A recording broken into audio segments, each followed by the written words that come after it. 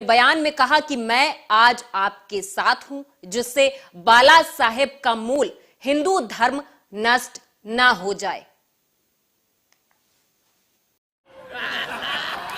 आता आमच्यावर लय टीका झाली, पण हे आमचं मूळ बाळासाहेबांचं बाहेर जात होतं ते आम्ही सुटू नये म्हणून आम्ही तुमच्या बरोबर आज आले. त्यामुळे आमच्यावर किती टीका टिप्पणी झाली, पण आता आम्हाला लय ट्रोल केलं गेलं. पण आम्ही जे बदलवला मार्ग सत्तेकरता नाही बदलवला. सत्तेसाठी 1760 आमच्यासाठी एकच हिंदू हृदय सम्राट शिवसेना प्रमुख बाळासाहेब ठाकरे, त्यांच्यामुळे आम्ही हा मार्ग बदलवला आणि त्या मार्गामध्ये नसतो आणि 3 जणांचं जर सरकार पुन्हा असतं तर या व्यासपीठावर मी येऊ शकलो नसतो. येण्याची इच्छा असली तरी बाजूला काँग्रेस होती, बाजूला राष्ट्र होती. आता इकडे भाजप आहे, सनातन आहे. अयोध्या राम मंदिर के कोषाध्यक्ष गोविंद गिरी महाराज ने सांगली में कहा कि अयोध्या में भव्य राम मंदिर का काम चल रहा है। जनवरी 2024 में ये पूरा हो जाएगा। वो सांगली में चल रहे श्री राम कथा और नाम संकीर्तन समारोह में भाग लेने आए थे। इस दौरान अयोध्या में बन रहे राम मंदिर के विषय पर जानकारी दी है।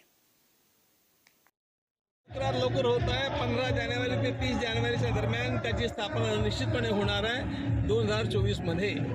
तक्रार लवकर होत आहे. 15 जानेवारी ते 30 जानेवारीच्या दरम्यान त्याची स्थापना निश्चितपणे होणार आहे 2024 मध्ये. तक्रार लवकर होत आहे. 15 जानेवारी ते 30 जानेवारीच्या दरम्यान. शाहरुख खान के बेटे आर्यन खान को ड्रग्स मामले में गिरफ्तार करने वाले अधिकारी समीर वानखेड़े के घर पर चोरी की वारदात सामने आई है। दरअसल बता दें कि आईआरएस अधिकारी समीर वानखेड़े और एक्ट्रेस क्रांति रेडकर के घर में चोरी हुई है।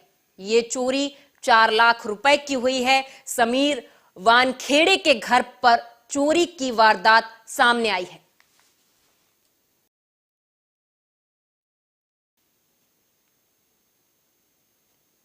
मुंबई में दंगे जैसे हालात होने पर पुलिस कितनी सतर्क है, ये मुंबई पुलिस ने करके दिखा दिया है।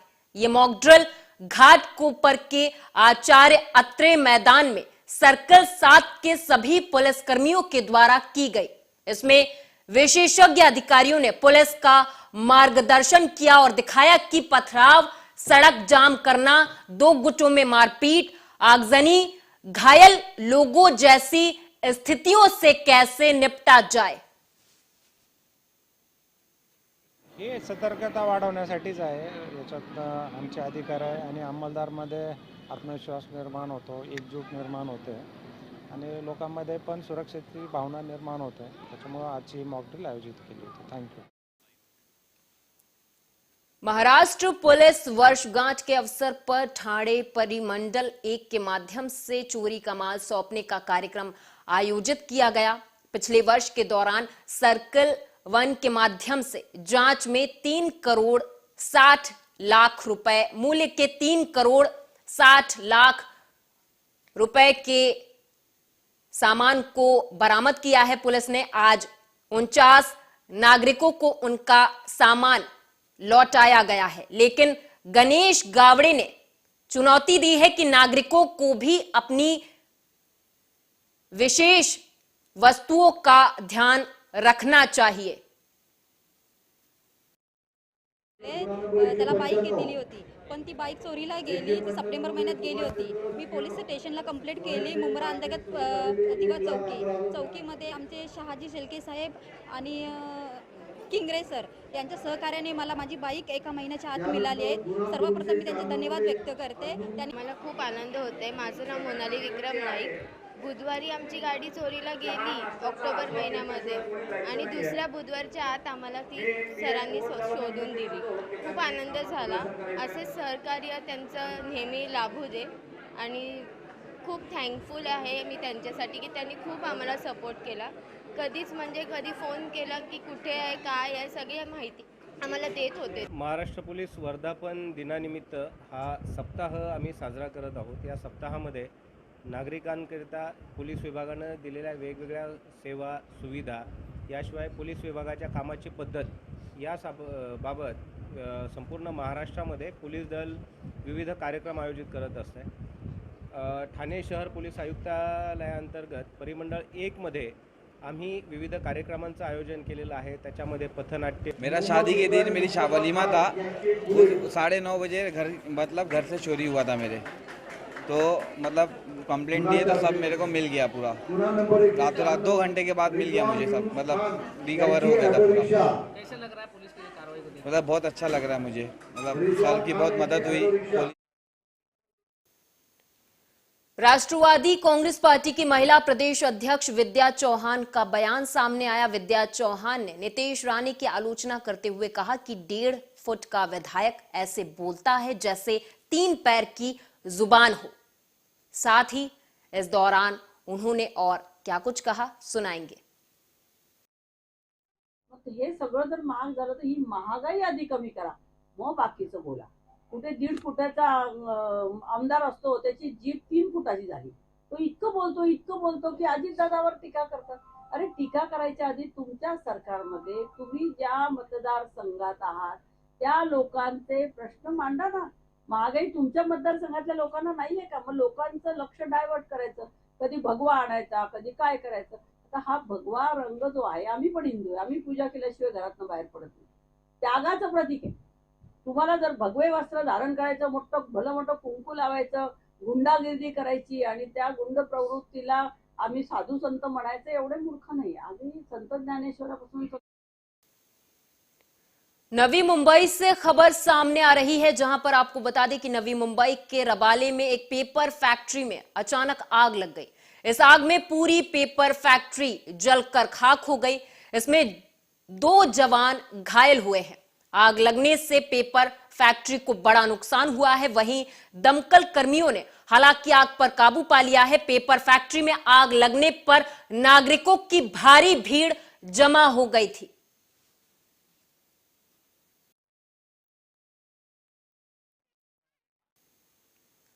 धुले शहर में सोडा के ठेले अब पीने के लिए सही अड्डा बन गए हैं. अनुविभागीय पुलिस अधिकारी ऋषिकेश रेड्डी को सूचना मिली कि कुछ लोग सोडे के साथ अवैध रूप से शराब बेच रहे हैं, तो उन्होंने अब सोडे के ठेले पर शराब बेचने वालों के खिलाफ मोर्चा खोल दिया है. सभी दुलियावासियों को नमस्कार. तो कल हमने एक ड्राइव लिया है. तो वो ड्राइव स्पेशली जो हमारा दूल्हे में जो सोडे वाले होता है, जिसके दारू बिक्री होता है, तो उसके ऊपर हमने एक ड्राइव लिया है. उसके अंडर हमने कल 5 केसेस किया है.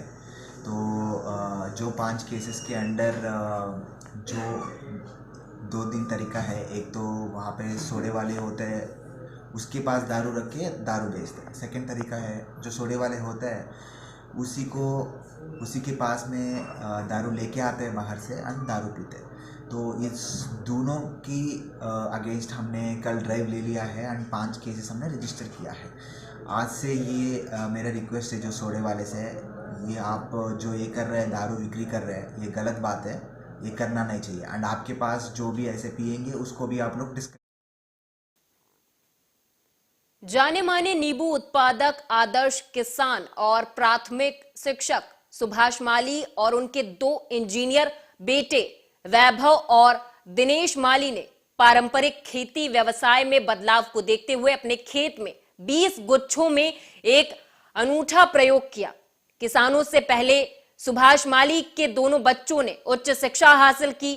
इन दोनों बच्चों को साथ लेकर उन्होंने पारंपरिक खेती के साथ साथ अपने खेत में ड्रैगन फ्रूट लगाने की सोची. इसके बाद इन्होंने एक ड्रैगन फ्रूट का बाग लगा दिया.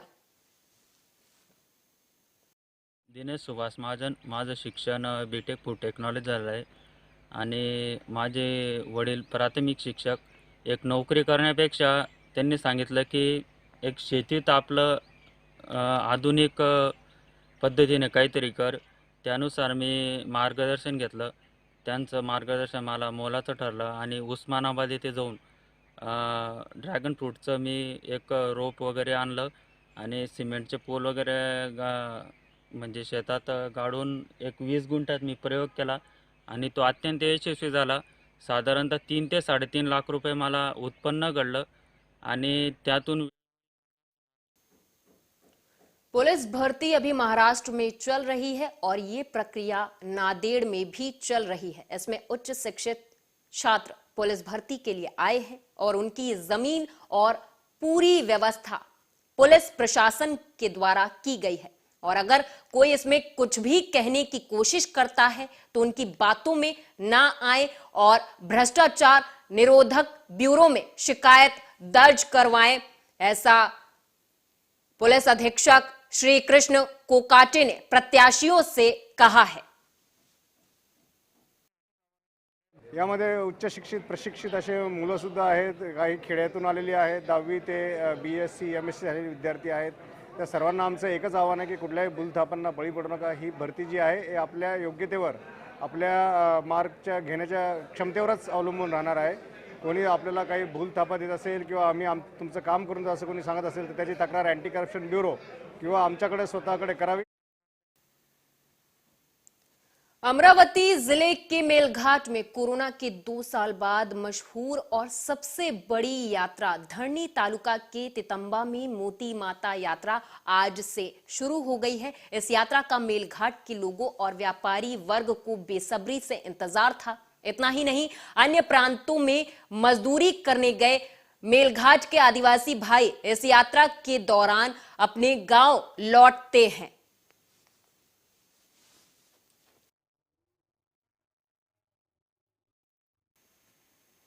अमरावती स्नातक निर्वाचन क्षेत्र के चुनाव में बीजेपी के उम्मीदवार पूर्व मंत्री डॉक्टर रंजीत पाटिल 11 तारीख को अपना उम्मीदवारी पर्चा दाखिल करेंगे और डिप्टी सीएम देवेंद्र फडणवीस की मौजूदगी में बीजेपी के महाराष्ट्र प्रदेश अध्यक्ष चंद्रशेखर बावनकुले, अमरावती स्नातक निर्वाचन क्षेत्र के उम्मीदवार डॉक्टर रंजीत पाटिल अपना उम्मीदवारी पर्चा दाखिल करेंगे। 11 जनवरी को सुबह 11 बजे अमरावती के PR पोटे कॉलेज परिसर के हॉल में अमरावती विभाग के स्नातकों की सभा का आयोजन किया गया है।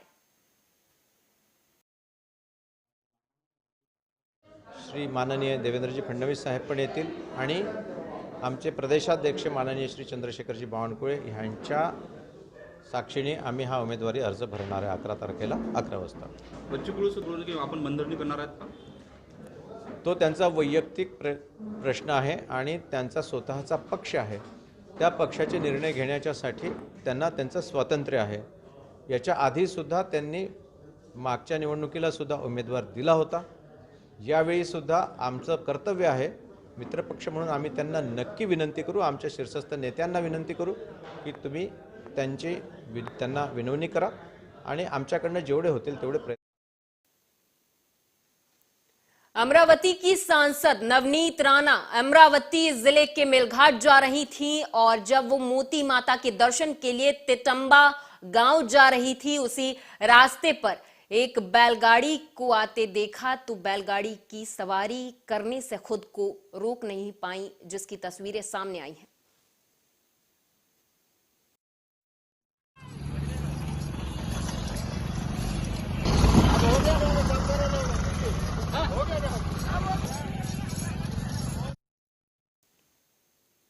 प्रधान सचिव कार्यालय युवा मामले और खेल महाराष्ट्र सरकार रंजीत सिंह देओल ने जानकारी देते हुए कहा कि टाटा मुंबई मैराथन के लिए महाराष्ट्र के बाहर से 7,000 से अधिक लीड है। उन्होंने कहा कि टाटा मुंबई मैराथन पिछले 2 सालों में कोरोना के कारण नहीं हो पाई थी और इस मैराथन को करना भी असंभव था, लेकिन अब ये साल जब आ गया है, जब मैराथन का आयोजन किया जा रहा है, जिसको लेकर के नागरिकों का उत्साह बेहद अधिक है।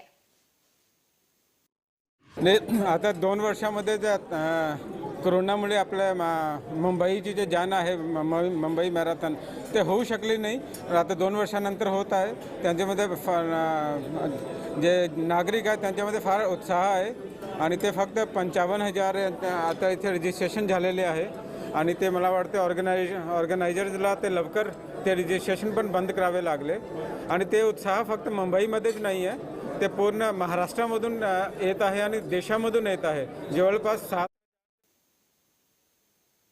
वर्धा के सेवाग्राम में बनी गांधी जी और नेल्सन मंडेला की आवक्ष प्रतिमाएं दक्षिण अफ्रीका भेजी जाएंगी। जय जगत के नारे के साथ काम करने वाली जालंधर भाई गांधी जी के विचारों को फैलाने के लिए ये मूर्तियां बना रहे हैं। जल्द ही 100 मूर्तियों को दक्षिण अफ्रीका ले जाया जाएगा। ये मूर्तियां फाइबर मटेरियल से बनाई जा रही हैं।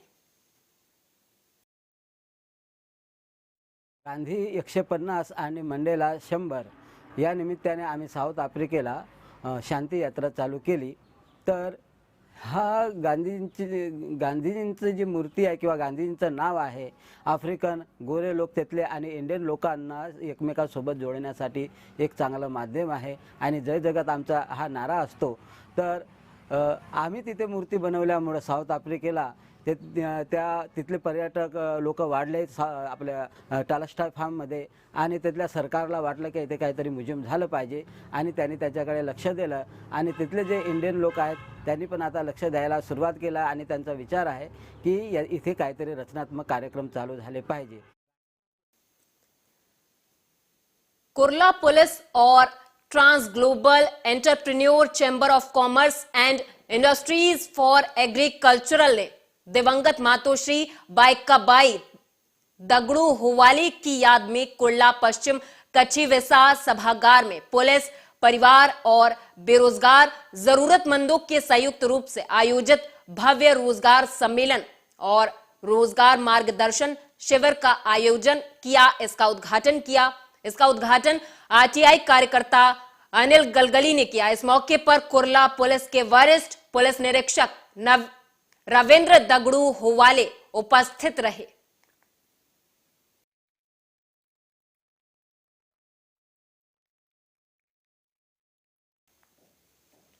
मुंबई की कांदिवली पूर्व समतानगर पुलिस ने एक ऐसे शातिर चोर को गिरफ्तार कर लिया है जो कांदिवली पूर्व लोखंडवाला में बीएमसी के रोड कंस्ट्रक्शन के नाम पर चल रहे काम में लगने वाले लोहे के 6 मीटर लंबे और 300 मिलीमीटर मोटे चैनल को चोरी कर फरार हो गया था। हालांकि पुलिस ने उसे गिरफ्तार कर लिया है।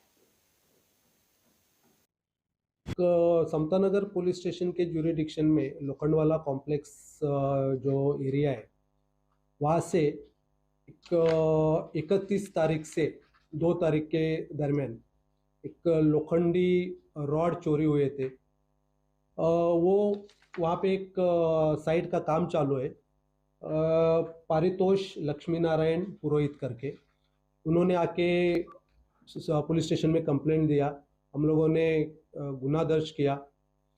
गुनाह दर्ज करने के बाद हमारे जो सीनियर ऑफिसर है उनके मार्गदर्शन अनुसार detection officer API Shri Sandipan Ubale और उनकी पूरी टीम उन्होंने वो परिसर पूरा छानबीन किया और जो घटनास्थल है वहाँ पे जाके इन्वेस्टिगेशन चालू किया।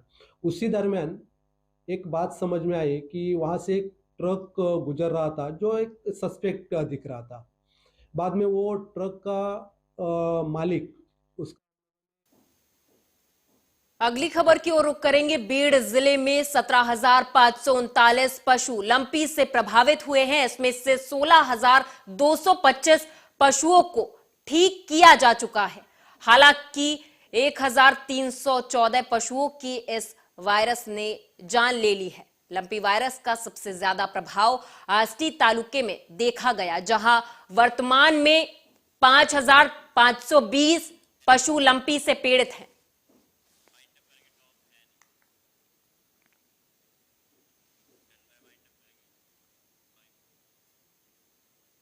और इसी के साथ इस खास पेशकश में मेरे साथ बस इतना ही। आप देखते रहें आर्या न्यूज।